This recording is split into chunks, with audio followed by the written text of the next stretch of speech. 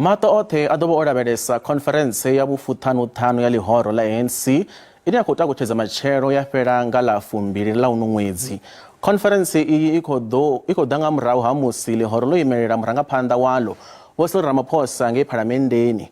Mirado i fhiraho zwigidi zwina, ṱhanu vha ḓo livha Nasrec hune vha ḓo vha na nyambedzano dza mbonela-phanda. Khonfarentse iyi i ḓo dovha hafhu ya sedza zwiṅwe zwa zwivhuya zwa lihoro ḽa wana khathihi na he ḽa ṱudza hone. I think we're going to have a good conference. We are going to try and get out of that conference united.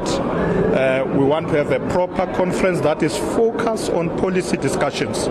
Yes, leadership is important, but we must not be derailed from the important things that are affecting our people. So I'm expecting that we'll come out of that conference stronger. As a disciplined member of the ANC, I vote yes. SOR. I vote yes.